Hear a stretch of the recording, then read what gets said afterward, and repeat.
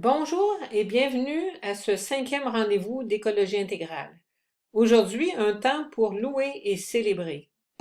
Nous en sommes à la dernière semaine de la saison de la création 2020 et cette semaine va s'achever dimanche le 4 octobre, jour de la fête de François d'Assise. Et à cette occasion, nous aurons probablement une activité en ligne à vous proposer. Alors surveillez bien nos publicités. François est le saint patron des écologistes, et c'est pas pour rien parce qu'il avait développé un lien vraiment particulier avec la nature. De plus, c'était un saint joyeux qui aimait chanter. Mais sa vie n'a pas toujours été un long fleuve tranquille. Si, à sa mort, il pouvait demander à ses frères en 1226 de l'étendre nu sur la terre nue, c'est qu'il avait traversé bien des combats dans sa vie et qu'il était devenu un homme pacifié, complètement en harmonie avec cette terre qu'il voulait toucher au moment de mourir. Quand il était jeune, François d'Assise était le fils d'une famille riche, des drapiers d'Assise. Il était le roi de la ville, c'est lui qui entraînait tous ses amis dans des grandes fêtes, dans des banquets. Et il rêvait de grandes choses, François. Il rêvait de se couvrir de gloire comme chevalier. Et il est devenu effectivement chevalier. Il a participé à des batailles qui n'ont pas toujours bien tourné. Il s'est retrouvé en prison dans la ville voisine. Il y a eu différentes occasions comme ça de réfléchir. Il est même revenu malade, affaibli, un de ses périples. Vous voyez, ça c'est une statue qui est assise devant la basilique de François d'Assise, la mine basse, et il a traversé comme une période de combat spirituel.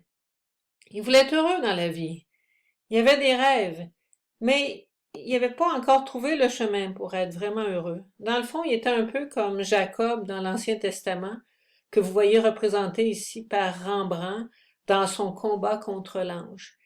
Il était en train de se battre, dans le fond, contre Dieu, contre lui-même, euh, incapable de discerner quels étaient ses vrais désirs, et ça a duré un certain temps, tout ça. Mais il y a eu quelques points tournants dans son histoire. Lui, qui était un jeune qui évitait tout ce qui était un peu trop difficile à envisager, qui faisait des détours quand il croisait des lépreux, s'est senti comme vraiment interpellé et appelé même à embrasser un lépreux. Et son regard qui croisait cet homme qui était si souffrant dans son corps, son regard a rencontré dans le fond le Christ souffrant. Vous avez ici une croix assez particulière qu'on retrouve dans une église médiévale en France, à Trégny. C'est un Christ qui a les doigts amputés comme un lépreux peut l'être. Et il aurait été fait par un lépreux. Puis cette église-là avait même une porte réservée aux lépreux pour pas qu'ils contaminent les autres. Donc, dans ce lépreux, François a reconnu le Christ lui-même. Et il y a quelque chose qui a remué en lui. Un autre point tournant, c'est quand il était dans la petite église de Saint-Damien, très près d'Assise, et qu'il a eu l'impression que le Christ qui est en croix lui parlait et lui demandait de rénover son église. Il a tout d'abord cru que c'était rénover l'église de Saint-Damien qui était très endommagée. Il comprendra plus tard que c'était en fait rénover l'église, la grande assemblée des chrétiens. Il va développer cette proximité avec le Christ dans la prière, dans la méditation, dans la contemplation, et il va être de plus en plus conformé au Christ, au point, à un moment donné, de recevoir les stigmates, c'est-à-dire les blessures de la passion. Il va vivre vraiment une communion très, très, très, très grande au Christ, et cette communion-là va l'ouvrir toujours plus à ses frères humains, mais aussi à toute la création.